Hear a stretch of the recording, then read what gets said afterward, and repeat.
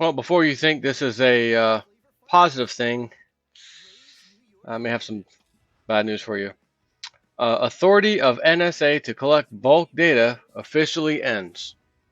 Oh, all right, cheer. Edward Snowden, one for you. Change wouldn't have come. Oh, wait a minute. Hold on. The National Security Agency is ending its sweeping collection of Americans' phone records Sunday, according to CNN. The practice, which began 14 years ago under President George W. Bush, was kept classified until Edward Snowden leaked the information 2 years ago. The USA Freedom Act. How many times do I have to say this?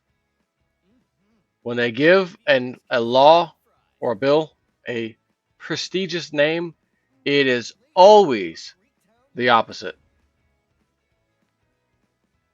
The USA Freedom Act, signed by President Obama back in June, allowed the NSA 180 days to transition out of the program. That time period expired yesterday.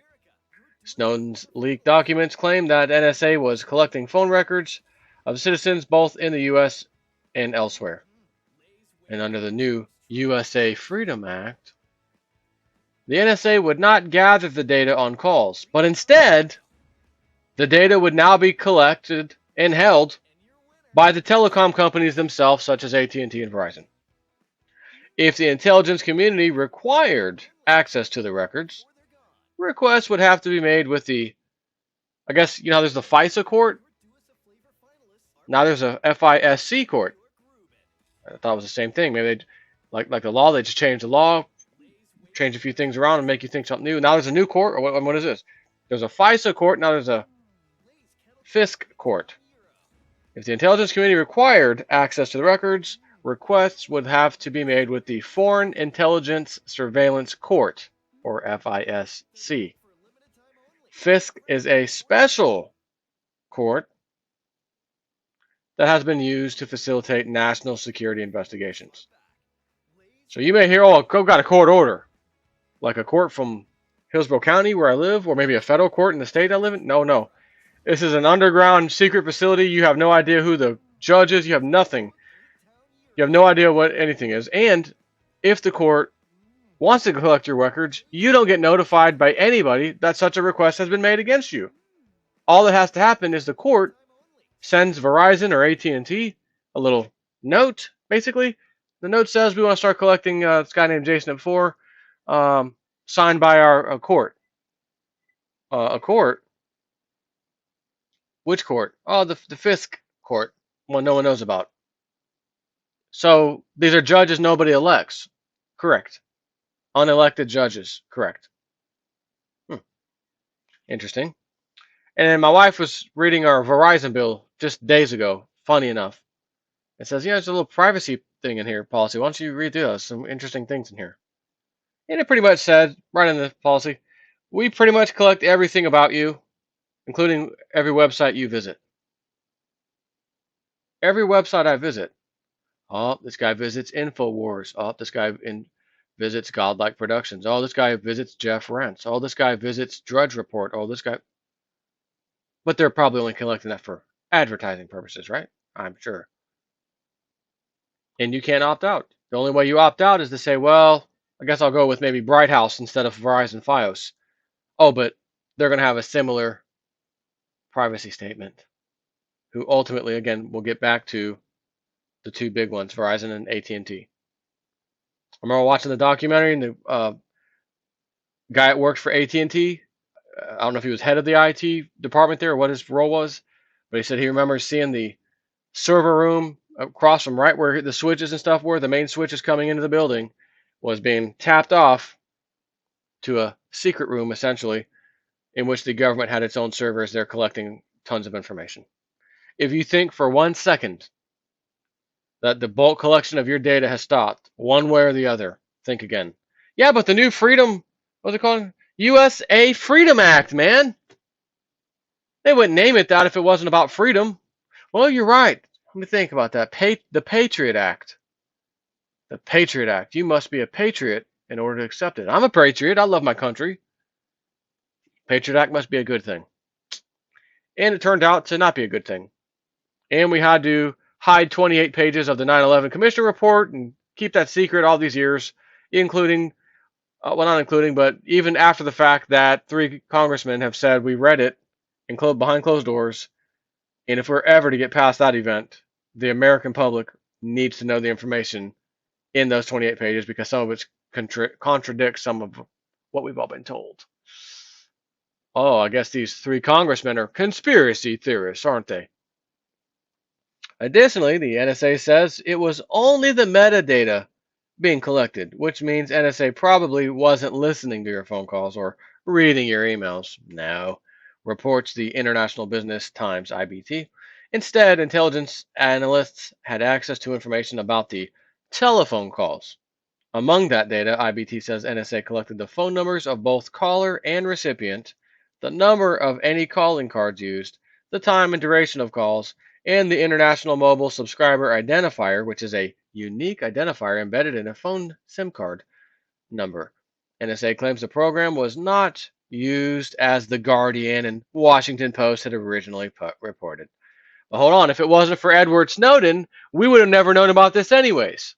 Now that he's come out and said what he said, you guys have essentially said, well, yeah, he's kind of right, but hold on, it wasn't. Well, hold on. What do you mean, hold on? You said none of this has existed. Now he becomes a whistleblower, and it kind of exists. Okay, maybe it exists a little more than kind of. Okay, maybe it does exist a whole lot. But now we're going to rewrite the law, change the law. The USA Freedom Act is now in play, and we're not going to collect the bulk data. We'll let that go on the ISPs themselves, AT&T and Verizon. You can't escape this. Just like Windows 10, pounding your doors down, knocking your doors down. Please install me. Please install me. Reminder, install Windows 10. It's free. Windows 10, install it now. You're ready for it. Take it. Here it is. Windows 10, I don't want you. Windows 10, leave me alone. Windows 10, I've looked at your privacy policies and they are worse than terrible. We collect everything about you too. Windows 10 collects everything about me, including the same stuff that I could have swore I just read on my Verizon bill. All the websites you visit and this and this and this and this and this. But you can turn some of that off, but you can't really turn it all off. As it said, and even the terms and conditions that I read from Microsoft about Windows 10, pretty much everything on your computer, including private stuff, it says in private folders, we essentially have access to, but won't ever access it unless requested to by law enforcement, etc. That's essentially what I read out of the terms and conditions. And then I found out later, just reading online, I'm not 100% sure about this, but they said, oh, well, updates to Windows 7 and Windows 8 have already implemented some of that stuff. So it almost doesn't matter if you go to Windows 10 now or not. Interesting. They must have complete and control of all information in order to bring that New World Order in without much resistance. Because the resistance is information itself. Why do you think France, the government, has shut down alternative media sites in France questioning the accounts of what government says?